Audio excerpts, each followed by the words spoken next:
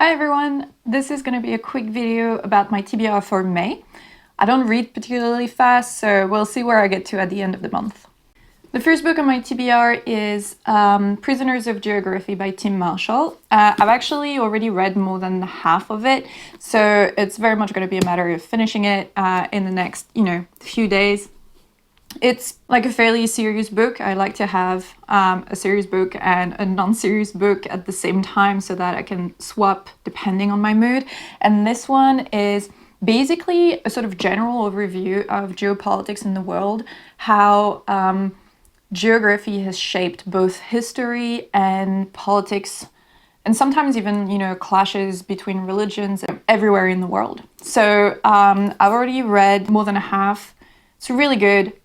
It's a sort of 101 geopolitics maybe, so there was some stuff that I already knew, but generally, because it covers the whole world, I'm learning a lot. So for now I would recommend it, but I'll do a proper review once I'm done. The next serious book that I'm gonna read is Empireland, How Imperialism Has Shaped Modern Britain by Sathnam Sanghera. Listened to a podcast, I think it was James O'Brien's podcast for, those in the UK, with the author, and the interview was super interesting. Basically, in the last sort of year, obviously, there's been lots of discussions around racism, mostly because of the events that happened in the US. In the UK, there's been a sort of weird discussion around whether there is even racism. It's sort of mind-blowing that there are still questions around that. But one of the key issues is that some people seem to refuse to admit that there is racism, and that's mostly because, to some extent, the UK's, history of slavery has been done offshore, and so all the racist past has been so concentrated in all their colonies that it's a bit of a different dynamic than in the US. So anyway, there is a racism issue in the UK. I'm hoping to learn a bit more about, British history. I'm obviously not British, but I've been living here for quite a long time, and so I feel like this will help me understand a bit more present Britain. The next book I have on my list, I've actually started reading it, or I should say listening to it, and the audiobook is just not working. So the book is The Priory of the Orange Tree by Samantha Shannon. And the audiobook is just bad, I think. I sort of didn't have any issue initially, although weirdly, I had to really sort of focus to understand what she was saying. And I don't think it's because I'm a non-native English speaker. I never had that problem before, even for fiction. So I don't know exactly what it is. But what really got me was the male voices. They were just horrible. I just could not take it anymore when she started talking as the dragon. She went like for a super low and slow voice, and it just sounded ridiculous. So I've decided to stop, listening to the audiobook, and I'm gonna pick up a hard copy from my sister tomorrow. I also checked actually on the audiobook review what other people were thinking to see if I was just going crazy. And it seems that some people also had a problem with the accents that were chosen. This was not an issue for me because even though I can hear, there are different accents, I can't, pinpoint which accents she's using. But some people noted that they had no idea why there was a Yorkshire accent or an American accent for like specific character. It just didn't work for them. I didn't have that issue, but I had an issue with, the sort of general voices, and so I would not recommend the audiobook. But for the book, this seems to be a well-loved book, so I'm still, hoping I'm gonna manage to get into it.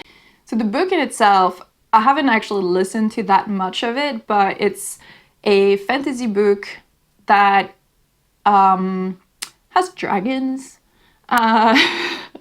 It's a standalone book of 800 pages. There seems to be a sort of divide between East and West with different cultures, different religions, and the nameless one, which is an evil dragon, is sort of resurfacing. And so East and West will have to join forces to fight the nameless one.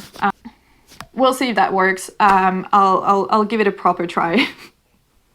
Next, I will try to read book 3 and 4 of the Murderbot Diaries. I really like this book. They look so pretty. I love Murderbot. I've read book 1 and 2, and it's basically about an AI robot that is depressed.